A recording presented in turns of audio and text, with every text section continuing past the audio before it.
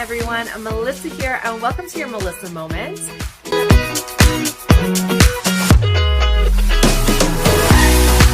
Hello, everyone. Melissa here. Welcome to your Melissa Moment, and welcome to Wellness Wednesday.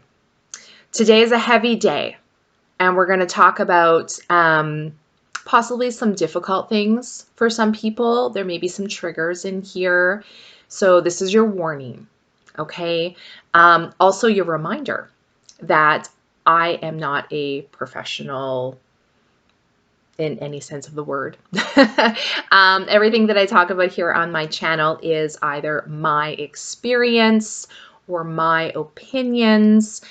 Please don't take anything I say to heart. If I say anything, don't take it as medical advice or anything like that. Anything around those lines, I highly suggest that you speak with a medical professional, your family doctor, counselor, whoever may be in your life that is a professional in those areas. I am not a professional in any of those areas. This is just me talking about me. But I like to share that with you guys. I try to be transparent. I try to be very forthcoming. Things that I'm going through, just in case maybe someone out there watching is going through something similar or maybe the same thing. And maybe I say or do something that, I don't know, maybe gives someone a little bit of hope and makes them feel not so alone. That's kind of what I'm hoping on these Wellness Wednesdays, is that, this either gives you a push in the right direction or encouragement or support or whatever it is that you may be lacking. I'm hoping I can help fill that void for you. So myself, I'm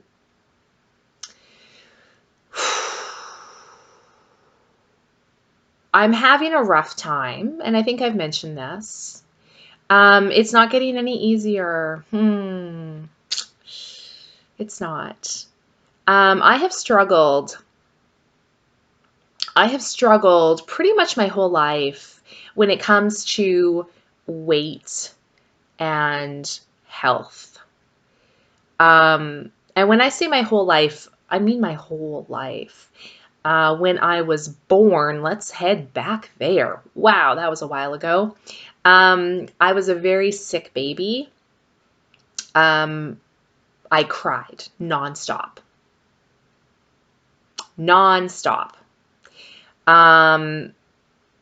Nobody knew why. I was born in the 80s, back then, babies cry. So I was very sick, but we didn't know at the time, or my mom didn't know at the time, that I was actually sick. And I cried and cried and cried and cried nonstop. I guess I eventually outgrew it. Still did not know there was an issue at the time.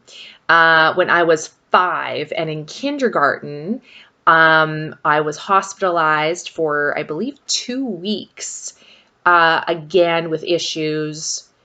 At the time, they determined I was lactose intolerant. Did not know at the time, but that was not the case. But that's what they diagnosed me as. And I just got better. I have a love-hate relationship with my body because it does not act the way people think a body should act. Like, this is a perfect example of how I could be sick as a baby, and then one day it just goes away. And it goes away for years. And then, boom, 5 years old, I get sick again. And then it just goes away. And then, boom, fast forward to 13. And I'm sick again. And I'm very sick. And no one can figure out why. From the ages of 13 to 16, I was very sick. and in and out of the hospital, testing, blood work, everything. And no one could figure out why. No one could figure out what was wrong with me. No one could figure out anything. I missed so much school, just being very sick. And turns out it was my gallbladder, and I had gallstones. And they did surgery, and they found out at that point during the surgery that my gallbladder had never properly formed way back from when I was a baby. So all of these problems I had had from a newborn to age 5 to age 13, all was from my gallbladder that never properly formed. So I suffered. My body just does not behave the way it should. My body likes to hide things. It hides things for years, decades. It will hide things, and no one can figure it out. And here's the thing. I'm thankful we live in Canada and our healthcare is free. Don't get me wrong. I'm thankful. However, I don't know if it's from COVID or a combination of things, but the healthcare system here in Canada has gone downhill. Rock bottom. And I have not been able to find a doctor that actually cares anymore about patients. Most doctors, they have boxes, and they like to take a patient and figure out what box they fit in. And that's your diagnosis. If you are a patient that doesn't fit in one of these boxes, or your symptoms doesn't fit with what's in their textbooks, unfortunately, you don't fit. So they discard you. They discharge you. They let you go with no answers because you do not fit. I would love to find a doctor that actually will diagnose you, that will actually go on the long road to figure out what is actually going on with you and come up with an answer and a treatment plan to fix the problem. I don't think they exist. I haven't found one. So I'm struggling because things were going well. I had bariatric surgery. Things were going well. I was losing weight. Things were going well. I started weightlifting. Things were going well. I was losing weight. I was losing inches. I was getting healthy. Things were going well. January 5th, 2024, I have hernia repair surgery. This is where tables turn. Surgery went well. Recovery went well. No complications, no infections. Things seemed like they were going well. I had to stop weight training. I had to stop going to the gym for 6 weeks. I followed the rules. I did what they said. I stopped going. Now, while I was not going to the gym, while I was not doing my weight training, I still ate the same diet. I didn't change my diet. So the only thing that changed was going to the gym and weight training. Once I got medical clearance, I went back to the gym, not to do weight training, but to do recovery training. So still doing training under the care of my physiotherapist, who gave me a workout plan specific to someone recovering from hernia repair surgery. I did it. I stuck to it 3 times a week. I went, I did the plan. Somewhere in this situation, my weight started going up. My weight started going up. My mental health started going down. Before, like the day of my hernia repair surgery, I weighed 195. Okay. As of today, correction, as of yesterday, my weight is 203. Now, this is my experience, and this is about me. This has nothing to do with anybody else. There is nothing wrong with weighing over 200 pounds. Okay? I want to make that very clear. There is nothing wrong with weighing over 200 pounds, with weighing 250 pounds, with weighing 3. There's nothing wrong with it. Okay? However, I am on a journey and I have a goal.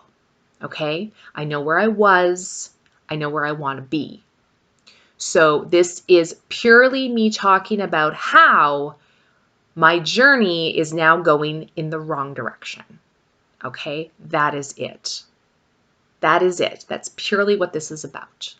Okay? I have OCD.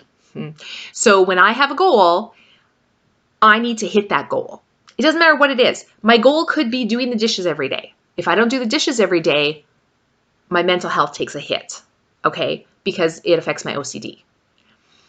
Same with this. My goal is to hit a certain point, weight, inches, health level, and I'm going in the wrong direction. So my mental health is taking a hit. Now, I'm trying not to go off the deep end with this, okay?